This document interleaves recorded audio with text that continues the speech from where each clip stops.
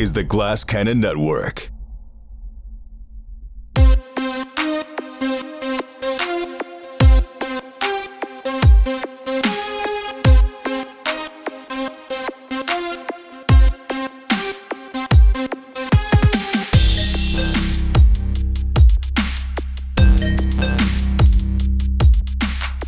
What's going on, everybody? Welcome back to Get in the Trunk. I almost said the wrong show title. What is happening around here? What were you going to say? What were you going to say? I don't even know. I think I almost said Legacy of the Ancients. It was very weird. Cannon fodder? Maybe I almost said cannon fodder. Wait, it was Blood of the Wild. I almost said Blood of the Wild. Wow. It's too many shows. Two things that you don't do the intro on. You almost said. None of which I host. Well, except Cannon Fodder. But yeah, none of which I host, which I enjoy that a lot. I mean, I love hosting this show. I love handling Delta Green. I will say that. But man, it's nice to not have to like open a show, to just be a player on Legacy and just wait for Skid to say something funny. That's much easier. That's much easier than Skid is still waiting for me to say something funny. I like your background, Skid. Come on, little old school GCP. The old classic. Oh, wow. Oh, the road to the end. Wow, Skid's so flexible. Look at those young heroes. Whole lives in front of them. The whole lives in front of them. What's up, everybody? What's up, Francis? Hey, What's buddy. up? What's going on? How you doing, pal? Doing okay. I'm getting situated here. I see your big pile of polyhedral dice there. You're yes. We've officially roped you into nerddom. Oh, God. There's a character sheet there. I've got an amazing selection of die. It's amazing. I'm pretty excited about it. You said you're creeped out? Yeah, the studio is creepy. It's a creepy place. It's a very creepy place. And when we play Get in the Trunk, it's even creepier because it's just like muffled sound, distant sounds, like throughout the building. Yeah, just like random Francis, like pops and cracks. Francis, I gotta say though, when we first started playing Get in the Trunk, and it was the first time I ever met you via online, you were playing in a bunker. Yes. How could this be weirder for you? Because when I walk outside the bunker, I'm in beautiful Hawaii. That was the big difference. Now you're right. Here, I'm in a land of psychopaths and murderers. So like anything happens. That's true. This is the home of psychopaths and murderers. Francis, 10 episodes to Get in the Trunk now of season 5. 10 weeks like plus. Wow. Of leaving Hawaii and being in New York. Do you regret it?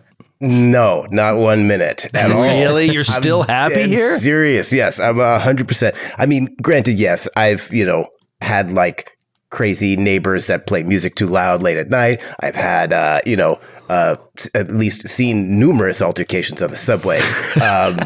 Some of them have been very frightening, but that's what I came here for. That's what I'm here for, folks. Was there a lower... So it's more rare to see just fights on the street in Hawaii? That doesn't happen as much? On the street, not so much. But like, actually, there's a lot of fist fights in Hawaii. It's old school in Hawaii. Everybody... I mean, if people have beef, there's not so many shootings, but people are ready to scrap, ready to throw hands. Yeah, it's great. What island were you on again? Oahu. Oh, okay. Yeah, that's the big one. That's where everybody, like the majority of the population lives, basically. It had its moments, but yeah, for the most part, everybody's just very chill. Very, very What's chill. your favorite part about New York City in the summer? Oh, man, there's a long list. Where do I start? I honestly, I think Sydney was talking about this before, but I really do enjoy riding the subway in the summers, especially on those like elevated trains. I know it's crazy. I don't think I talked about this. Maybe that was Maybelline talking about how she likes the mass transit and is like a fan I don't of like the mass subway in the summer because it's hot and sticky and it smells insane. It smells like pee. I mean, I like the freedom that it allows. Like I can get anywhere from here to like Brooklyn to the Bronx. I got out to your house, Joe, in like an hour and a half, not even. And it was all trains. It was so easy. Everything. Yeah. I do miss that, like getting on the train with a book and heading to the beach. Right. Like you were going to the beach. It would be an hour and a half, be a long ride. Yeah. But you just read a book the whole way there, step off a train. And you're get there. on a beach, have 1,000 beers. You do not have to drive home and turn around. Exactly. Completely dehydrated, sick, and get back on that train and just wake up at the end of the line. Yeah, diarrhea, everything. Yes. Yes. Crazy diarrhea. Now, it's harder to do that with kids when you got to haul a bunch of crap. But when you could just like go to the beach yourself and just chill, like I do miss that. That's pretty awesome. Cool. It's pretty cool. I love New York. I do. My favorite thing was the bus exhaust. That was my favorite part of New York City in the summer. I'm kidding, Sydney. Man, you tired? Do you have a long day? No. You're not giving me the pity laughs. You're just like, I have no energy left. I can't give Joe any more pity laughs. Got no pity laughs. Man, I'm all out of laughs. I'm not tired. I'm all out of laughs, though. I'm serious today. Ooh. Well, then let's get into it. Do you want to get into it? You ready to? I'm serious about, yes, I think I'm serious because I know what's coming, and Vickie is very serious, and I missed the opportunity to say it last time, which is such a funny meme. So I'll say it this time if we're getting into it. Don't talk to me or my son ever again. And that's Vickie. Vickie is like family first, and she is so pissed off right now. So you just want to go to work. I get it. It is kind of like, it's so funny. You're like, because I know what's coming up. I don't know what's coming up. You kind of don't know what's coming up. I don't know, yeah. But it's going to be action packed. That's for sure. Because either this only goes one of two ways early on in episode 10 of season 5 of Get in the Trunk. It either takes that turn toward murder of a known Delta Green agent, or it turns to kidnapping of a known Delta Green agent, and full on kidnapping. Like, is it just called kidnapping? Is there a better term for this when you like literally imprison somebody? Is it just kidnap? I feel like there's another word. Abduction. Abduction. Yeah, abducting a Delta Green agent. This is a scary situation. For those that don't remember, I'll get you caught up quickly. Last week, it was about the stakeout at Dr. Elias Barbas' house, who is also Agent Exeter, who is also your handler, and you suspected that something was fishy. Very early on in the surveillance, he exposed himself by walking outside, and 9 or 10 minutes into the surveillance, Roger Comstone dropped his gun, dropped surveillance, darted into the yard and tackled this guy and brought him out of the house for interrogation. Dr. Neil Bachman plunges some sedative into him. You guys get him in the truck and hit the road. You stop briefly in the woods for a moment to discuss strategy, and then you end up pulling off to Vickie's Airbnb, which is where we left you. Most of the episode is that interrogation in the Airbnb where, correct me if I'm wrong, you guys sort of come to a conclusion after asking many questions and getting a ton of information that this guy, who does seem, by all accounts, to be a straight up and good Massachusetts state police officer, state detective, and a good Delta Green agent, flat out, has had this exposure to the unnatural, which looks like it has made him insane. And he doesn't seem to know it yet. He doesn't seem to realize that the things he's saying make no sense. So there are multiple concerning things here. First off, that a Delta Green agent was corrupted in this way. He seems to have believe he's on the same mission you're on. So if you're on this same mission, what is this exposure doing to you guys? Could you go down this same road? That's a big concern here. As Bobby, as Neil is pulling out these pages from his, that are inside his jacket, these torn pieces of paper with these poetic phrases on them, and Neil's reading them. Could this be having some effect on Neil behind the scenes that we don't really know about?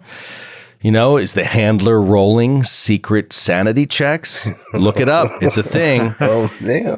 There's a lot happening here that's very scary. But the scariest thing of all comes at the very, very, very end of the episode, where the team off to the side is debating whether to keep this Delta Green agent alive for a little bit longer, whether it's to plumb him for information or whether it's just to safely re-enter this guy's home. Because there's a very powerful guardian in that house. Or to just kill him. You're debating this situation right now, knowing that Bobby, within a matter of hours, needs to report to Delta Green. If he does not report back to Delta Green, that will be a problem for Bobby. He knows that. They need to hear back from him or there will be a problem. As you're trying to make this decision, he says one final thing that is just terrifying. He says to Vickie, "Is your son okay?" when she's got her phone out, thinking maybe she's calling or getting a call from her son. She says, "How do you know my son?" And he just says, "The scribe. The scribe had me said something to your son." Vickie, what do you say? I think what I had said, because he said he sent it, he knew his school. My son is in school at the University of Maryland. And I think Vickie said, "What did you send to the University of Maryland?" An invitation. I don't write it, but it was an invitation. But you read it. I read it, yeah. What was it an invitation to? It was an invitation to a party. It looked like some kind of frat party. There was a frat fraternity name on it. Delta Gamma Epsilon. It said it was a secret fraternity, and it was a private invitation to a party. When was this party? The party is, I think it was in a couple days. I sent it a couple days ago. Call him now. Vickie has like fists clenched, like digging her nails into her hand. She wants to punch Exeter in the face. She knows it's not his fault. She's so upset. She immediately just takes her phone out and calls Sam and walks out of the room. Phone's ringing. I know it's like 2 a.m.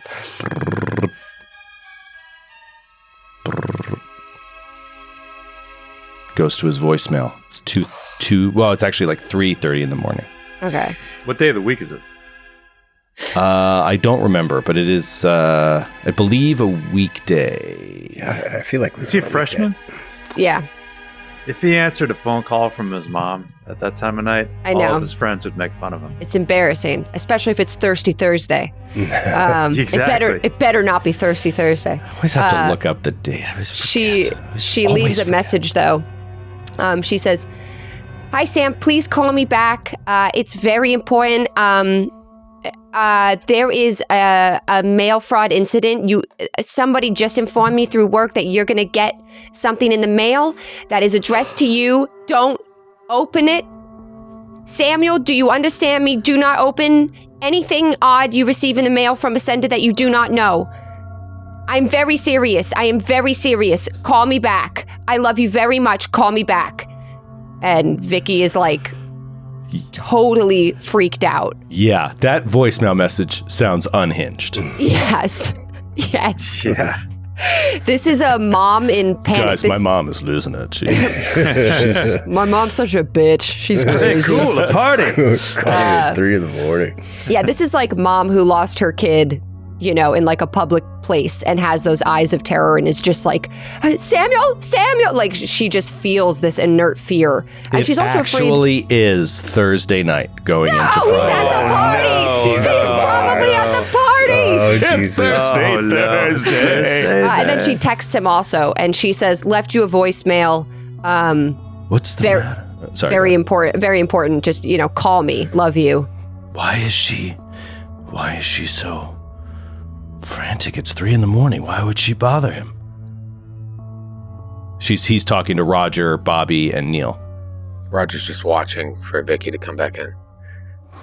Why did you bring up her son? What do you know about her family? I don't know anything about them. I just know names. The scribe, writes names. But you know, as a Delta Green agent, no one is supposed to know anything about any other agent. And he just freezes and just stares at the floor. Dr. Bachman is preparing a cocktail to end his life. He's mixing it up right now. Oh my goodness. Oh, it's on. It's on.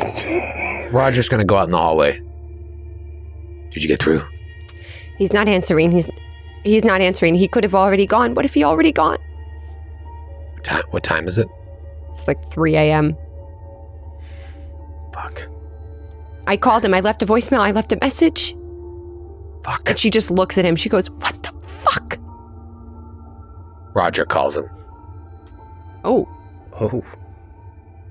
and he's just keeps saying fuck under his breath. 'Cause he hasn't talked to him in probably a long time. Yeah. I don't even know what their relationship is. Just like, hello? Murray? Sam? Dad? What's going on? What? Where are Something you? wrong? Sorry, did I wake you? Yeah. It's Are you? Are you talking to him? Are you talking to him? Shut up. Yes. I'm with your mother. Did you go? I'm sorry. This is weird, but did you go to a party tonight? No. It's tomorrow night. Don't go. Don't go. All right, listen. Don't go to that party, dude. What? You don't want to go to that party. That was. Why are you calling me now? I'm sorry. Listen, telling me about a party. Not going to a party. I can't fully explain, but there's people that your mother and I work with that they don't like us, and I think they're trying to take it out on you. Vickie's like, it's all a trap. Don't go to the party, please. Party be whack, yo. It won't Please. be off the chain. Don't go. Yeah, okay. Talk to him like a young person. Yeah. It's very, very important. Your life is in danger. tell him to call me tomorrow. Mm-hmm. I'm not going to go. Yeah, I won't go to the party. Bye. Call your mother. Call your mother. And he hangs up. I'll kill you. I'll kill you if you go to that party. Kill you. I'll go to the party. Hear me? I know where you live. She's happy that he reached him, but she looks at Roger and she's like, "You are impossible. You are absolutely impossible." And she just walks back into the room to Neil and Bobby. With your back to him, he called me dad. She turns around.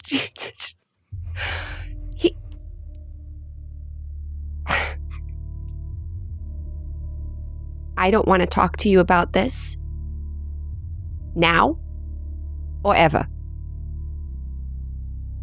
And she walks out. You Roger see watches Exeter is her. in the chair, and he's just staring like almost catatonic at the floor.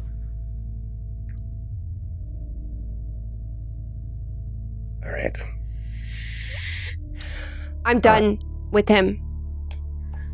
So, if we're going to keep this guy alive, we need to go back to this house, see Wait, what else what? is there. Or if we're going to kill this guy, if we're going to What? kill. Why are you saying? I didn't know. No. Makeshift. No. Come Sorry. on, no. Let's have this conversation over somewhere else. Wait, no. Don't kill me. Don't kill me. I can help. I can help. Give me one good reason why I shouldn't fucking kill you. Scribe. You can't work the scribe. I can work it. That's your reason? And The Vickie scribe, just it helps. The slaps scribe is helping us. Man, you always have to slap everybody. Shut up. You endangered my family. You endangered us as agents. You are compromised. You are a compromised agent, and you cannot be trusted. If you kill me, you'll compromise everyone. Everyone. Who? Your son. Looks over at Bobby. Your dad. Looks over at Neil. Steve Buscemi. What the fuck? But he doesn't laugh. He just says, Steve. Take my bird's name out of your mouth. Don't talk about either of the Steves. Oh God. And I'm like I don't know why I'm tapping the bubbles out of the syringe. I'm killing him. I'm tapping it's force of habit. Yeah. I'm like getting the syringe ready, and I'm leaning in to put him under, and then I have a second syringe to stop his heart. Oh, is that for the back pain? Yeah, yes. Oh, thank you. Something. This is, you won't feel any more back pain. Bachman, wait. Yeah. Oh, but yeah, Bobby, we at the same time, we touch hands. At the same time, we grab Mrena. Wait. Or Murnau, sorry, I called you Bachman. I don't know your name. He knows about all of us. Not for long. If this scribe knows about us, what else does it know? You said he goes questions. Bobby it says to Barbas, you said you can work the scribe, you know how to operate it? Yes. Can we ask it questions? Will it answer us? Maybe. We can't take maybes. How does it work? I'm injecting him. I'm injecting him. No. Conversation. I'm injecting him. Oh, no. Putting him under. Do not. The way I am injecting the him. way Pulls his gun. to activate the scribe I pull my gun. is We need to take him back to the house. We need to take him we back do. to No, his we house. don't. Yes, no, we don't. do. He knows too much. If this scribe knows what's going We are on not with us. taking a man we just kidnapped from his own house with several witnesses back to his house and then killing him there. Roger's in the kitchen, turning on the gas on every oven.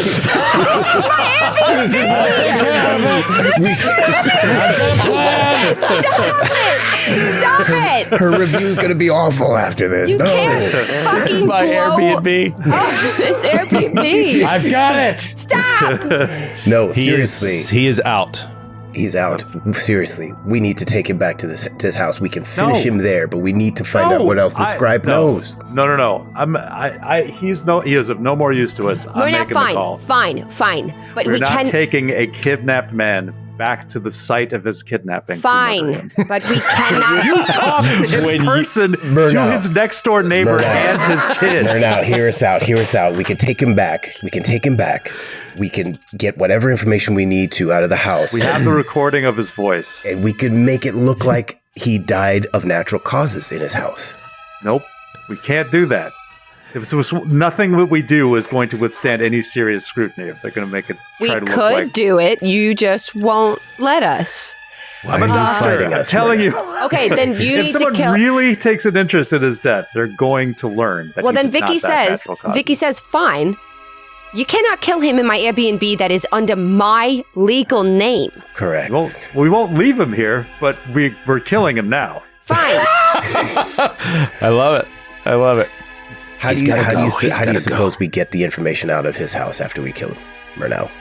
Well, we either use the recording of his voice. Failing that, we'll have Roger climb up to the second floor the same way he did last time. I'm very spry.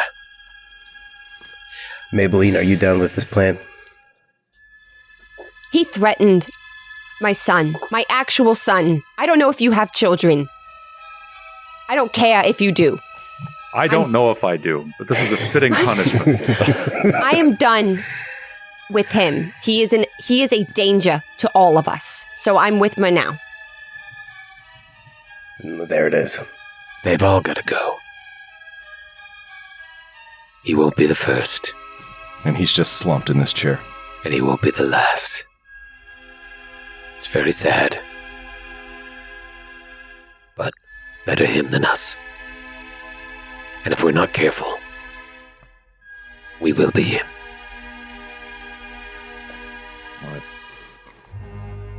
Do it. Very well. All right. Pull out the second syringe. Say, last chance if anyone wants to take any funny pictures with them. What? Let me see your phone. Murnau, you worry me. You worry me greatly. Don't expose your genitals around his face or anything. This is We do the Your last classic thing. chance. We put a bunch of like pill bottles in his hands and like empty alcohol bottles around him. And we take a bunch of photos as evidence. I open his mouth and I Yeah. put a bunch of pills in it and he's like, No, that can't be the plan. Is that the plan? Is that how we're covering this up? All right, we got to take him somewhere. We got to take his dead body somewhere. Yeah. All right, so you inject him. Second injection. Now, like, I think we take him out, Weekend at Bernie style. Just dress him up with some Whoa, sunglasses. big fella. You had too much to drink. Whoa. That old Barbas. He likes to tie one on. We take him out to Situate or something, and dispose of him in the most humiliating way possible. humiliating way possible. Easy. You're going to put him in like a men's toilet, like a public toilet, and leave him there? We're gonna take him to a rest stop. We we prop his body into a glory hole. Like tape him to a glory hole. Realistically. Oh, my. Realistically. Okay. That's the most humiliating way I could think of. Just mask and tape him to a glory hole naked. Just got duct tape on his hands. Oh, well, it's an open and shut case. Probably wouldn't look into it too deeply at that It's point. better for don't ask questions. Looks like he died of natural causes. Yeah. I've seen this. I've seen this 100 times. Bitch duct taped himself to a glory hole. He just couldn't get enough. I was going to say, we could do that. I was going to say, we could dump him in the Charles River where there are a ton of dead bodies. The Charles? Charles. Sure. Boston Harbor. Charles River? Hey, no, Dukakis left to dredge it up and find him. We should chop him up and leave a piece in every county. That'd be a fun game. It'd be a fun mini game. I'll take. And we write notes, and it's like, I left you all the clues. I gave you all the clues. Yeah, we gotta be careful. Wherever we dispose this body, it will be found, and it could be traced back to us. But more importantly, it could be traced back to the investigation.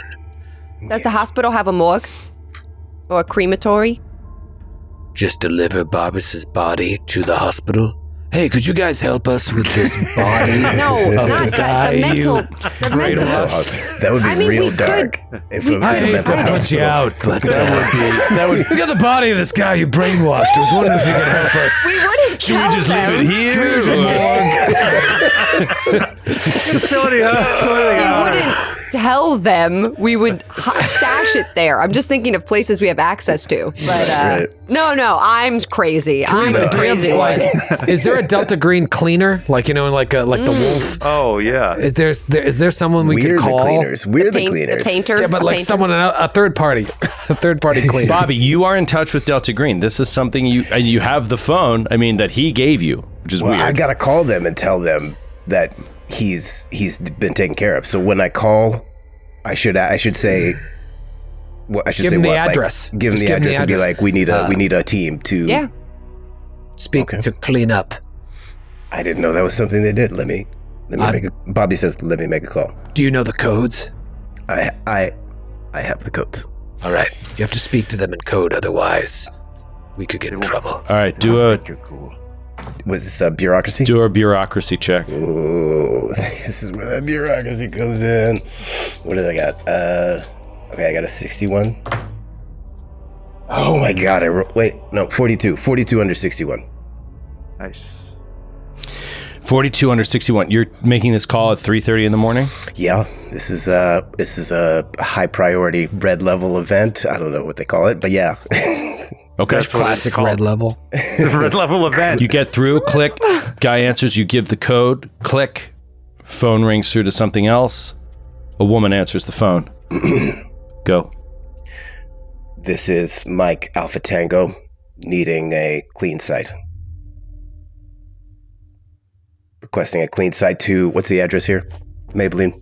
It's 72 Massachusetts Ave. 72 Massachusetts Cambridge. Avenue, Cambridge. There's no Mass Ave in Cambridge. It's fucking Prince Street in Cambridge. Sure, Prince Street in Cambridge. ASAP. Just every What house. The house that smells like gas. Whoa. Everybody quiet. Everybody quiet. Slow Exploded house. down. What operation? Oh, shit. Formerly India Moon. Formerly India Moon. Formerly India Moon, formerly Alice. Formerly Alice, we were tasked with neutralizing codename Exeter. Oh man, give me 1 second. You know what I think happened? Yeah, okay. So she's gonna say, codename Exeter. Correct. Operation Mercy. Who is this? Code Mike Alpha Tango. And you hear like flipping of papers. You're not on Mercy. How did you get on Mercy? That's need to know.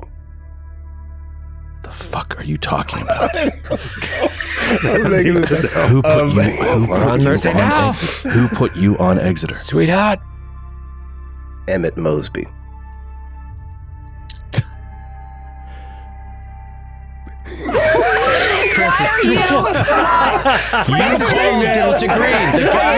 I just need a clean team. I need a clean up team. I don't know.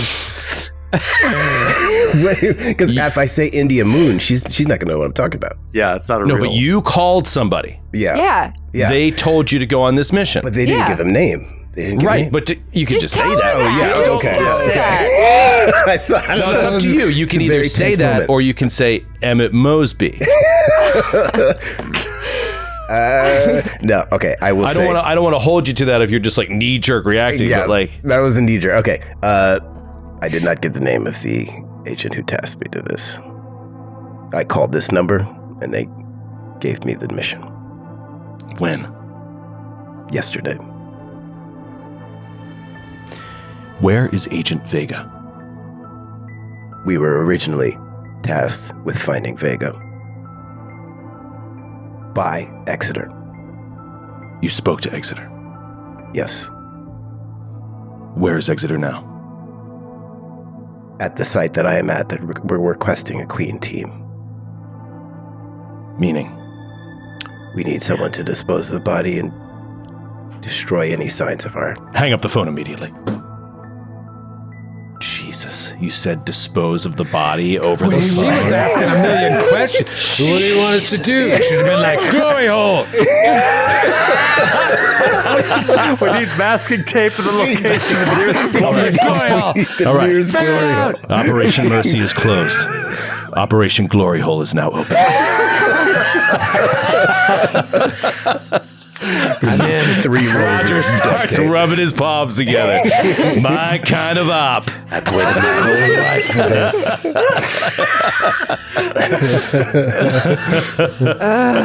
Find a truck stop off 93. Looks like the victim duct taped himself to a glory hole before being sucked off to death.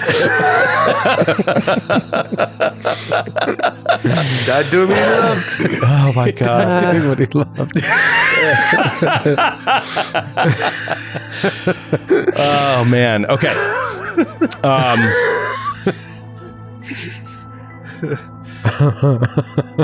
This is interesting. I didn't know what to say. I mean, what else would a clean team be for? Should I say something else, or should I have said something else? Yeah, no, I think that you, with your successful bureaucracy check, you're going to know that, man, this is a tricky situation. That they, okay. What happens for the next hour? She said hang up the phone. You don't know if anybody's coming. Right. Well, we leave Maybelline with the body and we go about our day. Yeah. All right. We're gonna get some sleep. I'll see you guys later. It's 4 o'clock in the morning. What do you do between 4 a.m. and 5 a.m. right now in this house? Clean up any sign of us being there. Yeah. At least. Okay. We Roll go through, roll a criminology, Ooh. and anybody who has it can roll it. I see if there's any. I got 70. I have it. Oh, I do. I got a 10. I got a 10 in criminology. Fucking rolled an 86 over a 70. I rolled an 86. I rolled 86 over 70. Damn it. I got a 23 under 30. Nice. All right, so yeah, Bobby is like doing stuff, and you're like, "What on earth are you thinking?" Like, I didn't even want to kill him. do you guys want wanted to to get me arrested? And then like Vickie is correcting his procedures because Why are you using your own hair and spit to clean up your Yeah, I'm like, I'm leaving DNA. I'm like, just pissing on everything? jerk off on the bed. Pissing on everything. Pissing on every doorknob. It's so weird. This is your That's how first you get the crime. fingerprints off. He's just pissing on doorknobs. Isn't that It's right? an antiseptic substance. It's This is how we fine. do it in the CIA. What are you talking? Well, I mean, sorry. Okay, very interesting. I like it. So Vickie is the one who, with her successful check, you are able to feel comfortable over the next hour or so that you're doing a proper clean on the house to make sure that when you leave, nothing gets traced back to you. And that's when there's a knock at the door. About 5:08 a.m. Vickie looks through the peephole. You see two men. They look like federal agents standing outside the door. Vickie turns around and quietly says, "They look like FBI. Let's just, you all move into the side room." You look and Roger's not there. When you look out the people again, Roger's standing behind them.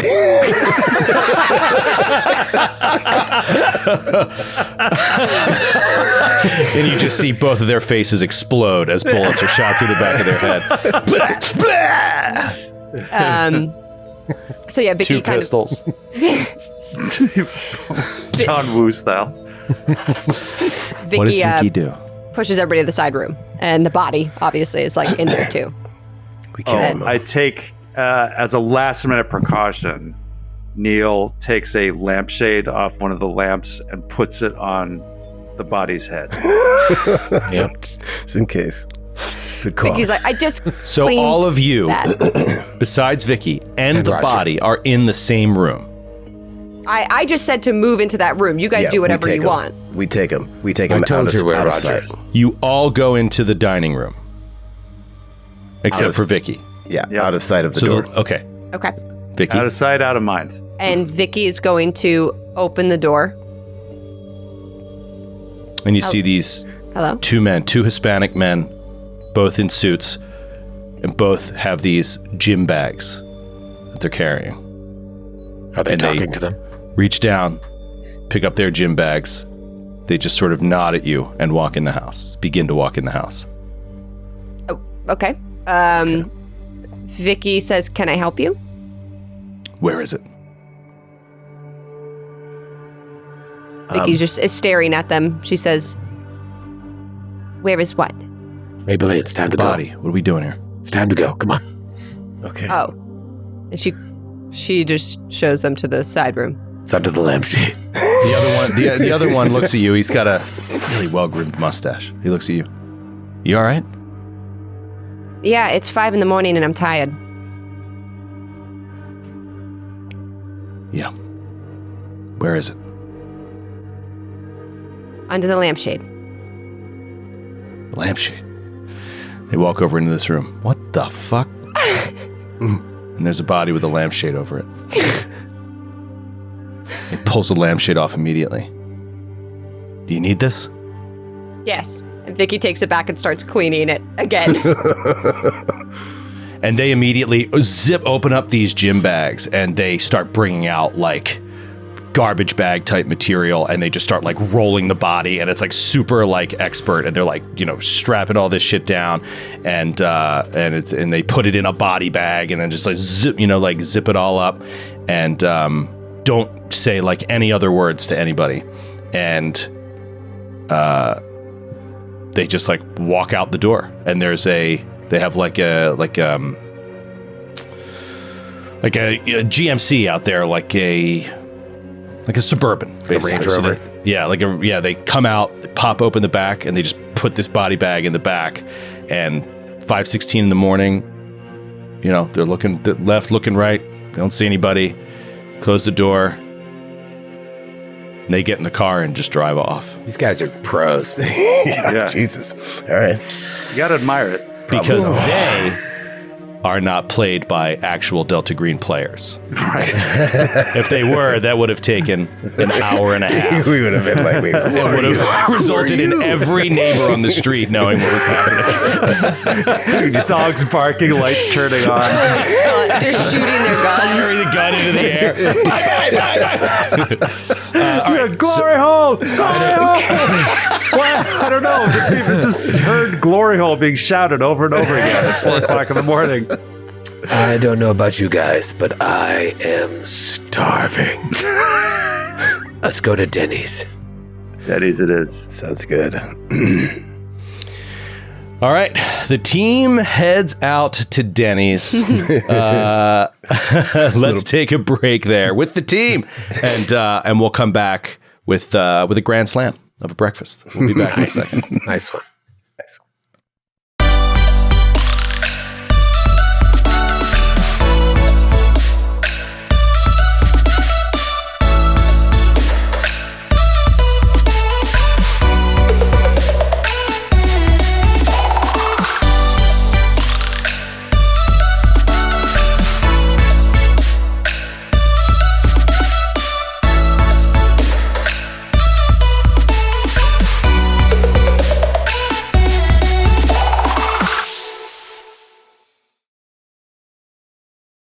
Welcome back. After the break, I've got good news and I've got bad news. Oh, no. Don't tell me Denny's is closed. The good news is Denny's is open. Thank God. Has a table, and even better news, it's a good Denny's, Okay. Wait. Gotta get the good which ones. is like, that's a gotta whole get the- different ballgame. Yeah. Whoa, whoa, No whoa. teens. Then what's the bad news? Yeah. The bad news is you all take a minus 20% to all of your skills until you get a full night's sleep. Shit. You are, by the rules, exhausted. Your other option is to take stimulants in order to stave off that penalty. But those stimulants last 1d6 hours, and each time you use them, you take willpower point damage, I believe. Or no, wait, maybe you take willpower point damage now unless you use stimulants. Well, we're drinking coffee at Denny's. Oh, yeah. Taking a stimulant or chain smoking offsets the penalty for 1d6 hours. You can use harder drugs to offset for 2d6 hours. During that time, you cannot sleep. The first dose is free. Every dose after the first costs 1d6 willpower points. So that's exhaustion. 1d6? 1d6 willpower points. Let's go around the horn here. Wow, cocaine's a hell of a Roger drug. should be down a couple willpower points. I think everybody else should be at max right now. Right now, yeah. Roger's the only one that experienced that, and that was because he was the only one to project sanity loss so far. That was from seeing the seeing the mummified corpse of the child. He experienced so much loss that it actually fractured and permanently lost his bond with Vickie. In so doing, it also damaged his willpower points, because that's still today. That's a hell of a day. As you guys went and worked through the night and for the first time ever, I believe, successfully killed your handler. Yes. Yeah, we did it. Hey, We great did job, it, guys. You're really graduating here in your Delta Green Miracles experiences. can happen. You just have to believe in I yourself. knew Yes. we had it. I knew we had it in us. All right, so does anyone, this is off the record now, not in character quite yet, does anybody want to take stimulants to stave off these effects, or do you just want to sleep? I just want to sleep. I think, Probably just sleep. yeah. Well, I mean, we'll coffee and chain smoke at Denny's and then go to bed. Okay, so whoever wants to coffee and chains, you're going to take the damage if you don't. So I guess you might as well. Does Yeah, everybody yeah. want to Yeah. coffee and chain smoke at Denny's? Yeah. All right, give me roll a 1d6. Remember, you cannot sleep for this many hours, depending on what you roll. I got a one. I got a one. One. Okay, it's actually good. That's kind of what you want that's right good. now. Oh, right. So then we I go to got sleep a after. 5. 5. Oh, I love this freaking rule. Like, Yeah. they might be able to go out and just crash right out, but Vickie, you're going to be. Oh, I mean, imagine what you're thinking. What's Yeah. going through Oh, your head? Jesus. Oh, yeah. Yeah. Okay, Skid, Neil. I got a 6. Oh. And I mean, I'm the one who actually killed him. So Yeah. that Yeah, makes so you've sense. got a lot on your mind. Yeah. So you know what? Actually, that's the other thing is everybody go ahead and give me a sanity roll for the murder there. Killed a guy. God damn, yeah. You guys killed a guy. We did. Is that violence? No, you're good. Yeah, Roger, you're actually good because a success would be a 0 here, and you would automatically succeed. So you're fine. I got 19. 19. All right, so that's 0 for you, Bobby. Yeah, thank God. Neil. I got a 90. Oh, Neil's losing it. Okay, roll a. This is bad, Neil. Roll a 1d4 for me for your loss. Jeez. Here. 4. Oh my god! Oh my God. Neil. Would you like to project? No, I really want to stay friends with Steve Buscemi. I'm going to take it. I'll need it. You're gonna eat it. So does that put you down to 34? 33. 33. Wow. What is your breaking point? 28. Oh, wow. Oh man. So yeah, Neil is getting close. And Skid, I just bravo to the way you're playing it. I think it's really. amazing. Like It is disturbing. sufficiently disturbing, and it's just awesome. And I also liked how you were like, no, we're killing him now. Yeah. Also, like, Skid, just I love so much how you said that sentence. You said I think went underappreciated to most. It did not go underappreciated by me when you were like, we are not taking the man we kidnapped back to the place we kidnapped him to kill him.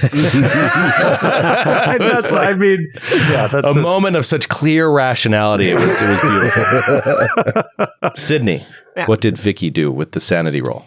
I got a 72 over 64. Give me a give me a D4. Usually I roll these, but this is a bad one. I want you to roll it. I got 2. 2. Do you want to project it? Yeah, I'm going to project it on Sam. oh, yeah, he's going to get a talking to in the morning. Okay, so roll a 1d4. I got a 2. Roll another d4. This is how to see how much I project. Oh, Yeah. right. 4. Okay, so you project 2 onto him, and you take 2 willpower points of damage. And let us pick back up in Denny's. All right, I'm going to kick it over to you guys now. Tell me what you're talking about around the table. Everybody's smoking. Everybody's drinking coffee. Waitress comes.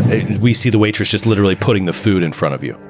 Oh, starving. Big plates of food. You guys must be starving. I ordered extra bacon. Sorry. And she seems mad. She walks away. Do you want me to go in the kitchen and get it? Thought this was a good Denny's. I don't know. The review said it was good. The Google review said it was good. The food looks good. The pancakes look puffy. So,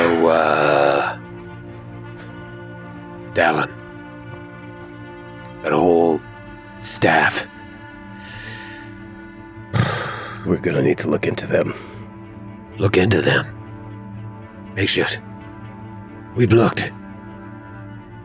They're doing something else. So now we have to figure out what the mission is here. And then what do we do? Do we just go in there guns blazing and take them out? Do we wait until nighttime and look for this red door? They're dirty. They're all dirty. We knew this. Now whether they are in their right mind or not, it doesn't really matter at this point. Exeter wasn't. And look at him. That's a good point. Our original mission was to find Vega and Breckenridge. Breckenridge. But since Exeter was the one that gave us that mission, and Exeter's gone, we currently don't have a mission. There's too many bodies there. There's too many patients and people. We can't just kill everybody. That red door. We gotta get a hold of Dallin. Be willing to take him out. And get beyond that red door. What about Samagina? Fuck Samagina. No, I know. I mean, do we take her out too? Sir, I'm sorry. Could you please keep your voice down? when I It's a get woman my behind the bacon, cash register. when I get my extra bacon, Another woman comes, the woman who's your waitress comes walking out of the kitchen. She's got the bacon. She brings it over. Here you are, sir. did you spit in this? What? I said, did you spit in this? No. Did the chef? I hope he did. Well, all right then. Always on Fridays. And she turns around, walks away. If they want my spit bacon, they're welcome to it. And the two of them walk. One walks over to the other one behind the cash register, and they start talking, and they're both looking over at your table. Bring! Doorbell, like the ringer of the opening the door. The bell rings. These old couple come shuffling in. Can I help you? And then they start taking them over to another table. We need to get as much information from Dallin as possible. Even if he's gone, it seems like he's the ringleader. It seems like he's very with it, more so than anyone there. The rest of them all have that 1,000-yard stare, like they're under the influence. We thought that from the beginning. So if Dallin is taken, he is still driving the car, I believe. So I think maybe we get a meeting with him, get in his office, lock the door, incapacitate him, get as much information as we can out of him, execute him, take him through the red door. What about... So you think you want to go straight to the hospital and do it that way? I was going to say, what if we go to Exodus and we go through his entrance to get to the hospital? I've seen that entrance. I don't think we can fit. How did he fit? Were we there at night when I looked upstairs, or was it still daytime? Yeah. It was still daytime when you were upstairs. Yeah, I don't... Oh, yeah, it was daytime when you were upstairs. Okay, well, when I saw the door, it was not big enough for us. Maybe things change at night there. Maybe that's another place. Things change. I agree. It's probably better not to go directly at Dallin. Try and get through Exeter's house. Give us the element of surprise.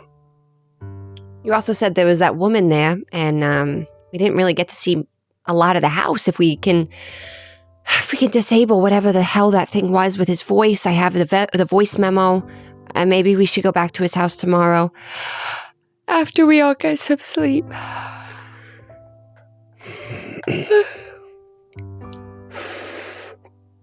She drinks her coffee. Now, you're quiet. What do you think? He mentioned having a copy of the Ars Goetia. This is a old text about the binding of demons. I'd like to get a look at that. Yeah, I mean, I'm sure he has a lot of weird books. Okay, so I'm... This isn't just a weird book. This book supposedly contains knowledge from Solomon himself. Right. Okay. That's the book I was trying to remember last time, Skid. The Lesser Key of Solomon. The Yes. Aleister Crowley book. I have that book somewhere. I was trying to find it on my bookshelves. Maybe it would help us in our adventure. So what if we sleep and go back to Barbas' house and see if this voice recording will quell the robot? And then we'll go upstairs, talk to the scribe, and then walk through the funny door to the... I need to go to bed. Yes, I still maintain that we should not abandon the concept of just doing some standard investigatory techniques. I still would like to look into the funding of the hospital. Things like this. Yeah. Anything short of breaking and entering and kidnapping that we can do before we kill anyone else. Darabandi, too. Possibly be helpful. Of course. The patients. We got to look through the patient See logs. if there's a Darabandi without tipping our hand. I mean, I just think, and correct me if I'm wrong, that the next time we go to the hospital, we can't expect to just walk out of there again without letting on that we're wise to the situation. In fact, every moment that we wait confronting them They may be putting the pieces together. They might be waiting for Exeter to call. Who knows? Every moment we wait, we're giving them the chance to know that we know. And why us? Why does Dallin want us? Let's do some reconnaissance then, maybe tomorrow before we go to Exeter's house, because we can't do anything till night anyway at his house, right? We could go there tonight. We could sleep through the day and then go tonight. Right. That's what I mean, today, not tomorrow. All right, so yeah, sleep through the day. Go there tonight? Agreed. Sounds like a plan. Well, this was fun. Can I talk to you for a second, Maybelline? Yeah. She gets up. He looks at them. You guys got this? Just want to make sure. I'm pretty wired. Let's go find some ladies. This is amazing. I mean, how old is Neil? He's like 59 years old or something. Clubs. Let's go to one of the clubs I hear that they frequent. Do they have a polyester around? Is there polyesters in this town? Boston? What time's the last call? We're in Boston. Let's go to the Bahama Beach Club. He pulls Maybelline outside, and it's like, we gotta talk about Murray. Sam. He answered the phone, obviously, and I told him not to go. I told him a lot of things. But he's definitely not going to listen to you. He might listen to me. I think he's in danger. Is there anyone out there that could go and make sure he doesn't go to this party? Yeah, his dad. I'll call Christopher. I can't go. I'm here in Boston. Anybody that could do it that's out there. I know you're tired and probably having trouble listening to me. Do you know anyone in Maryland that could go? I will call Christopher. He'll go. You sure that milksop can handle a request like this? Roger, what gives you the right? He's my blood. You don't care. His power runs through me. What the? What does that mean? I meant to say my power runs through him. His power runs through. think it's more poetic. Who's tired? Vicky's legitimately My power runs through him. Vicky That's is what I like meant to say. laughing, and it's part delirium, like it's so late, and she just starts like giggling, and then she just starts absolutely cracking up. What I'm trying to say is I just don't want anything to happen to the kid. I know I haven't always been around. That wasn't always my fault. But, I just want him to be safe. So if you think this petite gentleman can help, then ask Grismal, whatever his name is. Vicky's laughing. Vicky's like, just Grismal. It's great. Grizzly Bear. Grizzly Bear. Guzma. Christmas song. Vicky just Christmas keeps, song. Vicky's cracking up. Grismo. And then she just kind of gets quiet and she looks at Roger and she says, "Can I stay at your place to sleep?"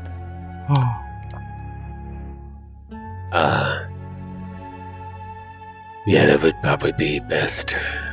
Safest. Might it be people from your area? Yes, you may stay at my place. Do you know? Well, you can drive with me. Okay.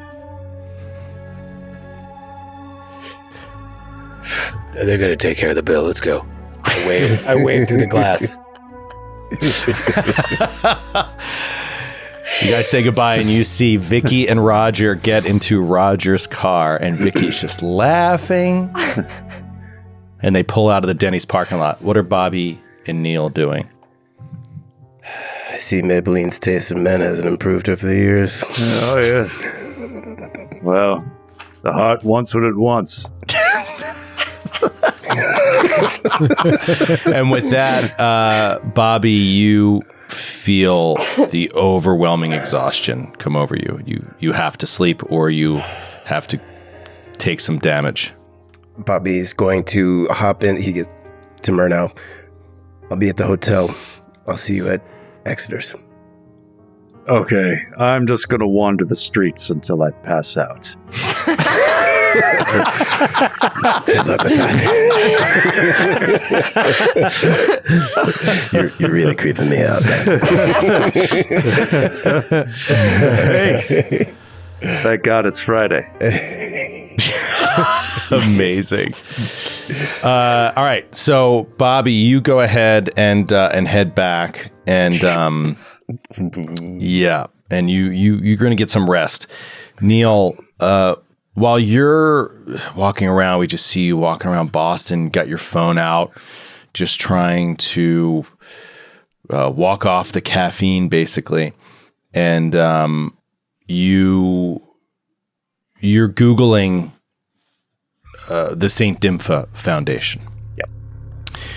When you Google that name, you get like only a couple hits, 1 or 2 hits, and on St. Dimpha Foundation, you get more hints on St. Dimpha. So St. Dimpha Foundation comes up, and it does not have a website. It just comes up as a mention as a financier behind the Dorchester House. That is the only time it's mentioned.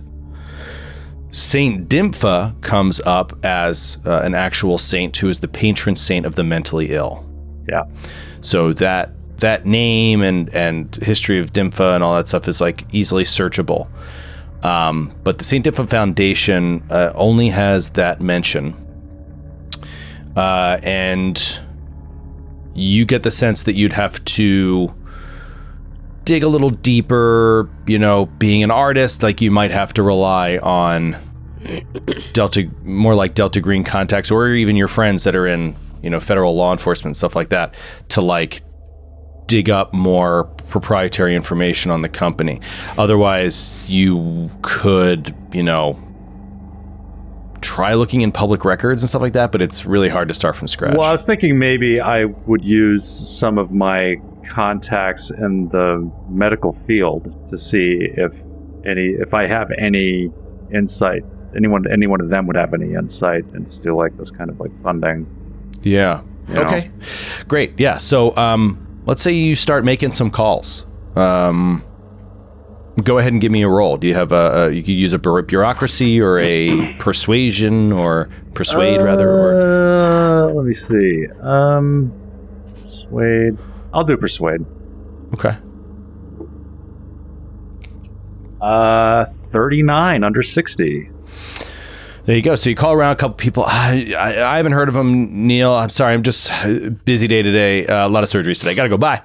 But then eventually you do get somebody who has the day off and is like, yeah, that rings a bell. And this person that you called is specifically in psychiatric medicine, and they know the name from the big news at the time that there was going to be this big spend on a higher end psychiatric facility in Boston, in the Dorchester neighborhood of Boston, called the Dorchester House.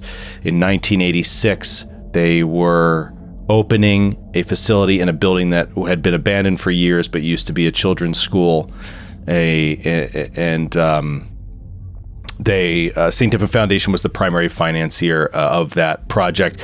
That's all that they remember. They just know that it was a lot of money, like a lot of money at the time. Like over $100 million is what this contact is telling you, like what the buy-in was at the time for Dallin's project. And he knows the name of Dr. Dallin, stuff like that, because he's well known in the field. Okay. Then assuming my state police credentials will pass muster, I want to, if I have time before I have to go to bed, I have like 6 hours, so I would like to try to find a way to access public records here in Boston to see if there's anything further that I can find out about the Foundation itself. Gotcha. Okay, cool. Yeah, I think that'll do. You have an ID, and a person at a public records facility is not going to dig too much into that. So, yeah, let's say you get in and you're able to look up this paperwork. You see that the St. Dimpha Foundation was formed in Massachusetts, in the Commonwealth, as an officially formed entity. It was licensed to do business in the Commonwealth of Massachusetts in 1986. When you look at the supporting documentation, you find that the entity itself was created in Turks and Caicos. And it is also created in January of 1986. This is so shady. Yeah. This is very, very shady. So the same year that it was created, it was licensed to do business in Massachusetts, and it was formed with a single deposit of $175 million wired from the Sun Trust Bank of Panama. And you're seeing these old paperwork records from the 80s. Okay. And there's no officers listed in any of the paperwork or anything? Yep. There's officers' names. The chairman officer is John Green, and there are several other names on the list too. Mary Smith, Mark James, Joseph Park. Yeah, and so those are the primary names that you see as sort of like members of the board, and founding members of the St. Dimpha Foundation. Okay. And is there like a Delaware address or anything? Address? Yeah, there is a resident resident agent in Massachusetts, so it doesn't have an actual location, but it has a registered agent address. Okay. And none of those, those names are very common, could well be made up, but I'm just going to do a search on each of those names in connection with. Great. I love it. So Neil's digging into each of these names, and as you dig into each name, so like you said, they're common names, and so you keep drowning in a sea of hits, like on Google and stuff, and you don't see any hits that exactly cross-reference St. Dimpha Foundation with the name John Green, like on the internet. It just doesn't. It's just never mentioned together. In fact, there's no names mentioned in conjunction with St. Dimpha except for the Dorchester House, and as a financier of the Dorchester House, and further searching shows you that there is no record of any business operations of this company after 1986, after the opening of the hospital. So it's sort of like it's a whole bunch of little leads that lead nowhere. It all leads to dead ends, but that in itself is information, obviously. Okay. I'm just going to do as much of that. Like if I can, not knowing if any of these people are Massachusetts residents, if I can take a look at some maybe tax records, just try to just do whatever I can in the amount of time I have left awake before I can sleep. Otherwise, this does look like I might have reached the limit of what I can learn. Yeah. You get the sense by the time it's time for you to crash, you come crashing down again, that you're not missing anything. There's nothing there. Okay. It's all a paper trail, whether designed or not, that leads to nothing. Okay. And then are you just going to crash and sleep till the evening? Yeah. So it's like pass out in the Uber on the way back. And then. Yeah. So this isn't until like early afternoon. So basically you guys aren't going to be able to get together until the night, which is fine, because at least you get your rest and you're not going to take that damage. Should we talk about Roger's apartment? Yes. So what happens in Roger's apartment? I just want to see if anything happens, so that's why I bring it up. Roger's acting a little weird when they get back, and he's like, "Oh, let me get the door for you. You've seen my place. Come on in." I haven't. Oh, thank you. It's nice, right? It's nothing special, but I have my bedroom's over there, and couch. I have a couch. It's small. Joe just spit. Joe tried to not spit so hard, he swallowed so much air in his mouth. Oh my I had a God. dime for every time I've done that to him. It's just so good. It's just so good. Like you walk in the door and the first thing you're like, hey, yeah. So my bedroom's over there. So subtle. Ridiculous. I was metagaming this, and here's my thought, because Vickie rolled a 5, so she's like very awake. She's worried about Sam. Roger rolled a 1, so he's gonna go to sleep soon. He's getting tired.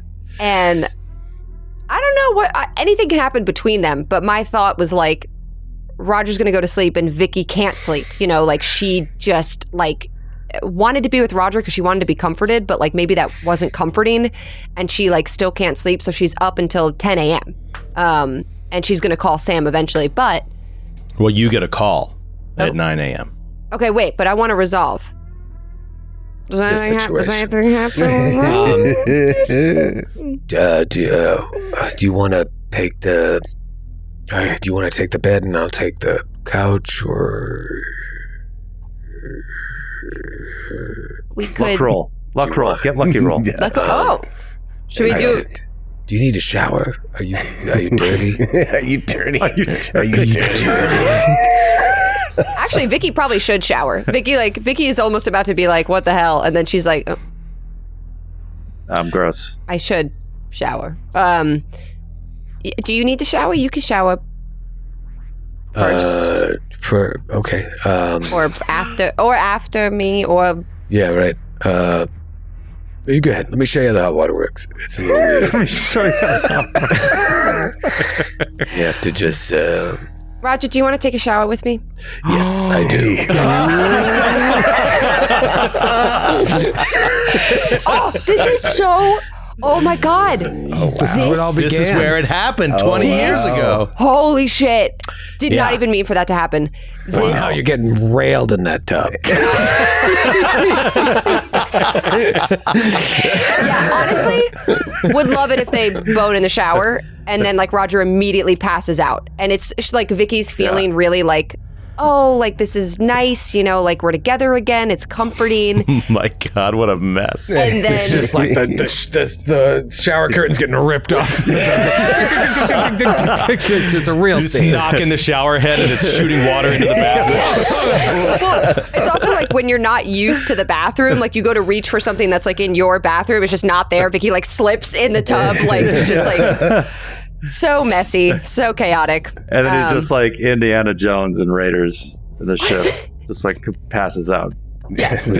Yeah, so Roger's just in the distance, naked, covered by the sheets, just snoring while Vickie gets phone call. Yeah, so Vickie gets there out of the shower. Well, Vickie's before you about get to. that phone call, you're up and you're thinking about Sam, but you're also thinking about the mission. What is your game here? What do you want to do? About the mission? Yeah. This is a really weird spot. That you just killed the man that gave you the mission. Yeah. So what do you do now? And the only contact you have with, quote, Delta Green is only coming through Bobby. Right. That's what's freaking Vickie out, is like the no-face... Is Makeshift telling you the truth? Not only that, that's like a little too paranoid. She hasn't lost enough sanity for that. But there is this inkling of like, we're just supposed to take Bobby's word for it, and Bobby's just supposed to take whoever the fuck is on the other end of this phone. Like, it all seems bad. It's bad business. Vickie does not like it. Like, coming from her, you know, like, federal agent background, this is a huge no-no. This is dirty, dirty, dirty. This would be like a dirty cop situation. She's feeling like she doesn't want to fuck up the mission. She was so excited to be a part of Delta Green again, and like all the messiness of their group aside, she wants to do a good job, and she's very worried that she's on the wrong side somehow. Like, her fear, her like true inner fear is she was only asked to be part of this again because somehow they know that she fucked up her previous mission, and they want her to fuck up again. They like picked her because she'll mess something up. So she is like hyper aware of her mistakes in the past. And even Roger, like this shit with Roger is like partly a mistake, and she like is feeling it, and she's just kind of thinking about all these things. And her next biggest goal is to confront Dallin, I think. To what end? To basically get the information that, like, is this situation the same as Abigail Wright? Like, are Vega and Breckenridge gone? And there is no way we could possibly bring them back. Because once we realized that with Abigail Wright, we wanted to destroy the building. So she's like, okay, if this is the same situation, destroying the building didn't work. So we need to figure out how to sever the ties. That because there's like these tendrils now that she's, you know, Boston and like all these places. So she wants to figure out how to like cut all the heads off the Hydra. Okay. Your phone rings at 9:04, and it's Sam. She runs to the phone. She has a special ringtone for him.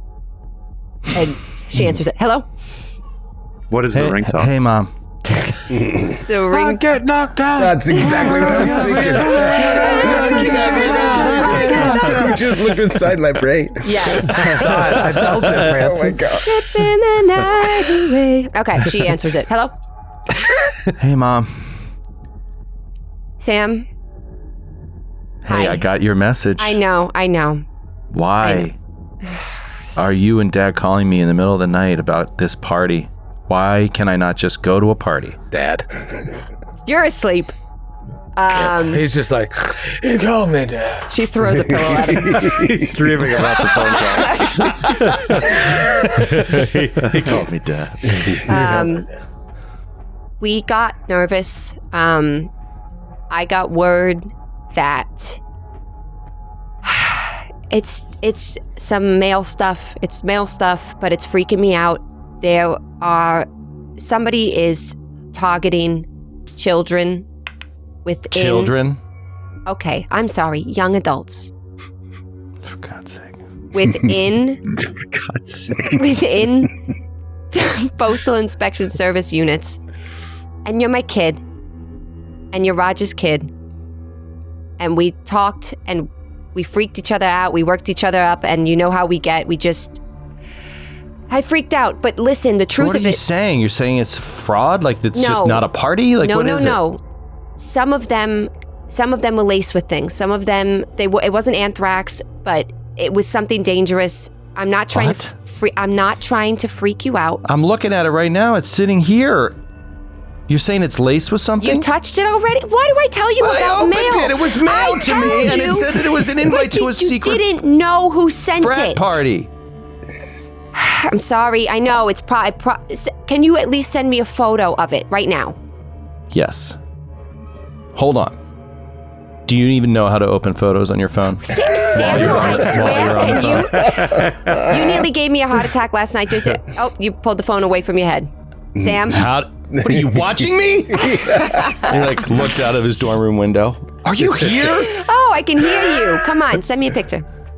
And he sends you a picture, and it's like nearly identical to the invitation that you got, and it's like script writing, and it's supposed to look like as if it's some sort of like faux fancy fraternity invitation to this party, and he sends it through, whoop, and it comes through, and you're opening it up, and he's just like sitting there waiting for you. It's like, I opened it yesterday. I don't think that there's anything on it. I don't feel weird.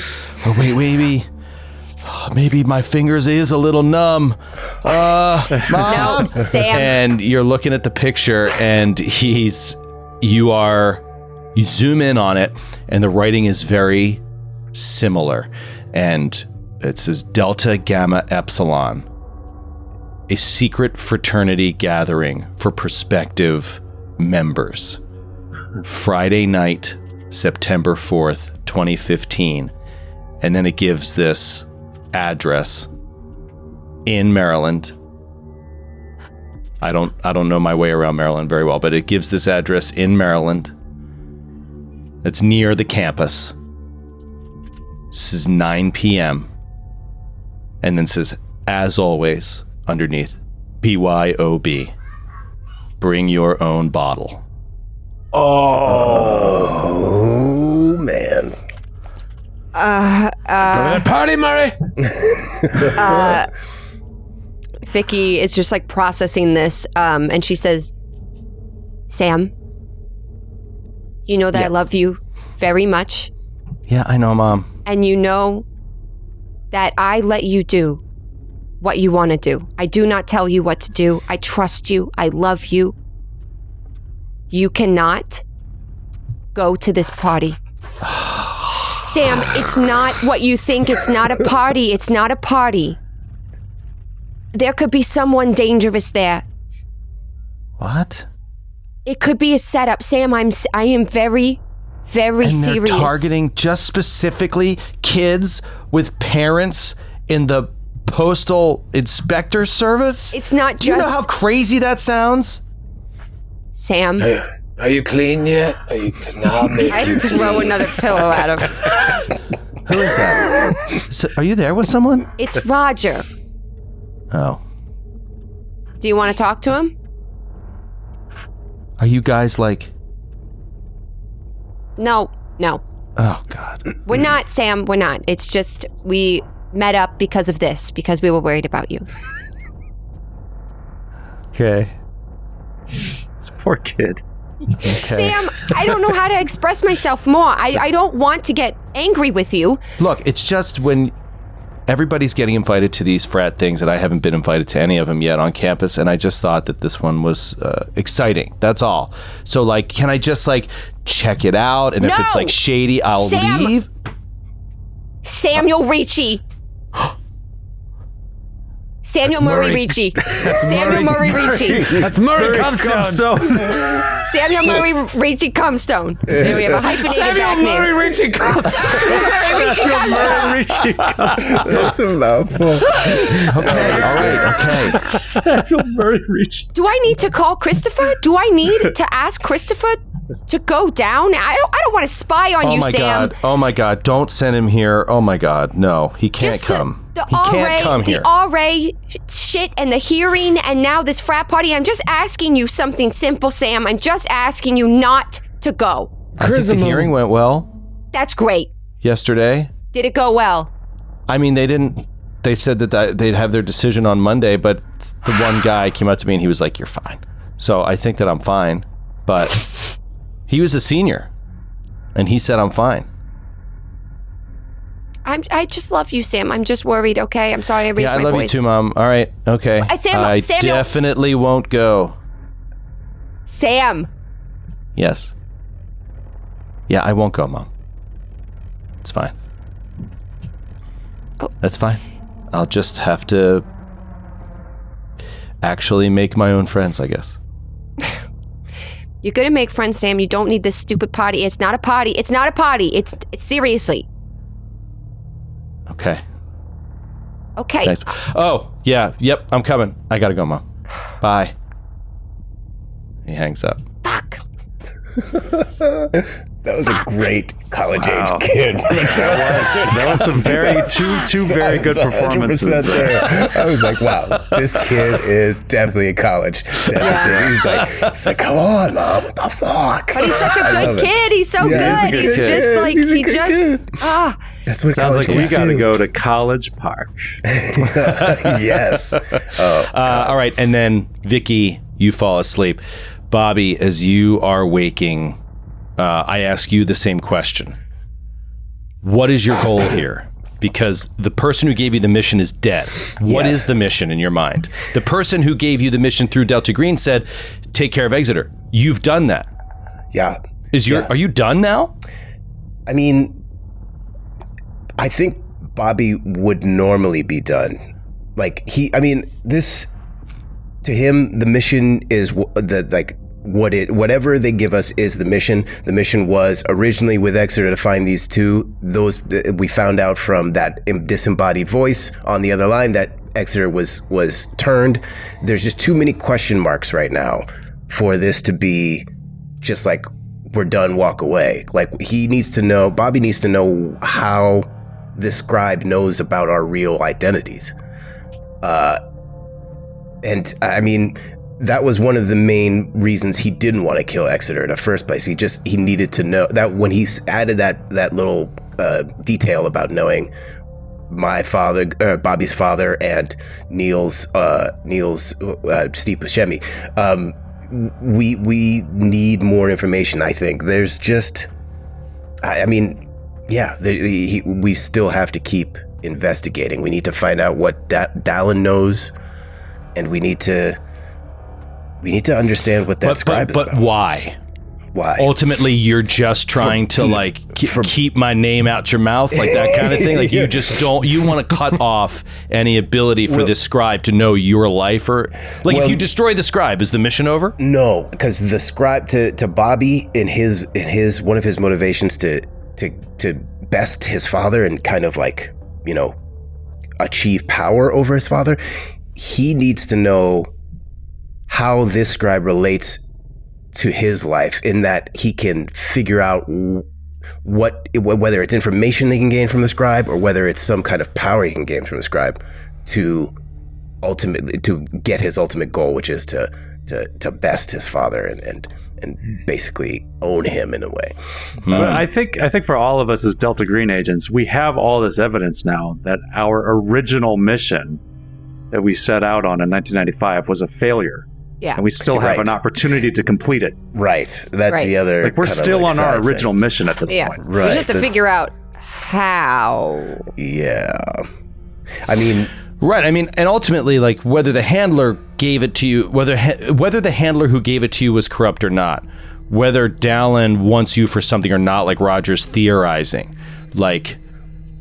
there are Agent Vega is a fellow Delta Green agent. Agent Breckenridge is a fellow Delta Green agent who seemed to be in this web. You know what I mean? And where Vickie was at, I thought was interesting, where it's like, we got to find out if they're beyond reach or if they can be found even. But Ed Wist told Neil that he heard that they're there at night. Mm-hmm. That they've been in the hospital at night. Weird. And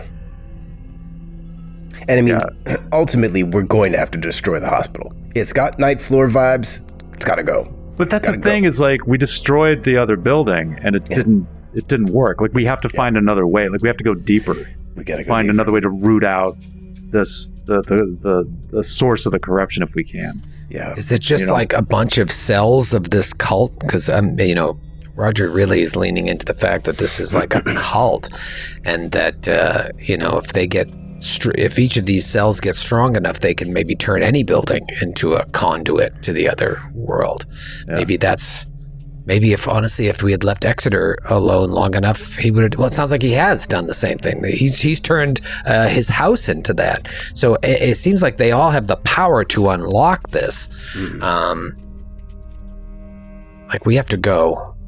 We have to go into that world, I think. Oh, God. Yeah, I think that's what we have to do is we could go to all these little places, the hospital, Exeter's, any other place like that, but like we've got to go into that world and root out the source in that world. Also, that which is bookshop. probably a great old one. But also the bookshop, like they're getting these books, like he's being told to write these copies and he's trading them with this bookshop. Like maybe the bookshop is the origin of like giving this information out to people. Yeah, the bookshop is certain. Is this bookshop in? I wonder if that bookshop is. That's what I was trying to see if it existed. Yeah, I was trying to see if it actually existed. I said, "Where's the bookshop?" But he said it's in my house. There's a good chance the bookshop is just another portal. Another strong portal. Like if what's his name, the guy who works at the bookstore, like he's a cultist as well. He has a passageway. So I think the bookshop may be an answer, but I think ultimately the answer is going to lie with us having to go to the other side. Yeah. Well, I think we have to go back to Exeter's house and at night, and then ultimately we have to go back to find a way to get back into the hospital at night. Right. Yeah, and I think the way you're thinking about it, Neil, is that there's this, that you're still on the original mission. You know, you haven't been in this situation before. It's sort of like you're cut off from the handler aspect of this, and now it's kind of in your hands as Delta Green agents. You seem to know about something that Delta Green doesn't know about. That is an unnatural threat. Yeah. So you are the front line here to determine how it's dealt with. Yeah. It could be Even if dealt we're not with under direct orders, this is our responsibility now. Right. Yeah. We know what we need to do. Right. And we've been marked. And like Roger really believes that they're after us. And so like this goes beyond Delta this thing Green. Printed your actual identities and all this stuff. And we're rogue agents now. And then you notice the similarities, right? Between Abigail Wright and Elias Barbas. These are people that they're not fantasy people. You know, they are real, regular people who are, when faced with this or when exposed to this, it changes everything, right? Everything suddenly starts to change, and it could be cultish, as Roger suspects. Whatever it is, and like you said, there's a bookshop that's like sending these things out to people. It sort of sounds like an epidemic, doesn't it? It sounds like it's like when you catch it, it kills you almost in a way. So like, how do you stop the spread? How do you find the source, right? These are the questions that you're probably thinking as you're heading toward Exeter's house. Everybody gets up. Green. Everybody gets up early or whatever. It gets up in the early evening, and it's not until night falls, because if you want to be fully rested, that's what you're going to have to do. It's not until night falls that we will return you guys to the outside of Exeter's house. His car still parked in the driveway. No sign of any shady business since you left. Are you in the same car or still taking two separate cars? Roger's driving Vickie. Roger and Vickie show up, Bobby and Neil in the other car. Right. Where do you park? Down the block. A couple blocks away. A couple blocks away, and then walk up. All right, when we see you walking up, everybody roll stealth. Plus 20% for the evening approach. Oh, right. Roger is so stealthy. I rolled a 4 under 94. Oh my gosh. Oh, Jesus, I failed. So Vickie loses them. I failed. 43 failed too. All right, so 3 fails. Everybody check your... Everybody that failed, check your stealth. Yep. Oh, what How are you approaching? Is everybody walking in the front door, going in the back door, climbing in a window, going to the backyard? What are you doing? It's like, I can go to the back door. All right, everybody walks into the backyard. There's a moon out tonight. It's pretty bright. It's casting a bright moon along the backyard. And as you walk back there, Bobby, Vickie, and Neil all trip on mechanical parts. And it's just like clink, clink, clink, clink, clink. It seems to like echo through the backyards for a minute. It's just embarrassing. There's lights on in most of the houses because it's not super late. It's like 8:30, 9 o'clock at night, so it's not super late. In fact, it's only kind of recently dark because it's September 4th now. It's Friday night. Yeah, Troy's actual birthday. I share a birthday with Roger, and no one said happy birthday to him. Vickie woke you up and said happy birthday. Happy birthday there, Raj. No, sorry. Okay. What are you doing, buddy? Buddies. So he just looks back at them like, all right, get your recording ready. Yeah, Vickie takes out her phone. Now listen, it may not work, so we need to have a backup plan. Bobby pulls out his gun. 9. No. I got you. Vickie pulls his gun down. Here's what we'll do. Fuck. I'll go in. I'll draw it to me so that I have the opportunity to jump out the back door if it comes running. You play that. Okay? And he just looks around for like a trash can lid. He uses a shield. There's those metal parts. Take a metal part. They like chunks like this, or are they big metal parts? It would not work as a shield. All right. I'll take this trash can lid. And he's like, my life is in your hands. Me? And he opens the door. The moonlight is shining in through the kitchen window. You see once again pile of dishes just undone, untouched, broken and in pieces and stuff in the corner. You start walking through. There's no sign of any movement or any sound in the house. You feel like you get mixed with the oil and gasoline. You feel like you detect the slightest smell of smoke, like tobacco smoke or something, like hookah smoke. Mm-hmm. Strange, sort of sickly sweet smell. The other world is here. You step through into the dining room. I don't want to get too far away from that back door, so I have a way to get out. But yeah, I'll you retreat like a coward back door with nothing done. Yeah, I want to be able to get out, so I'll go up there.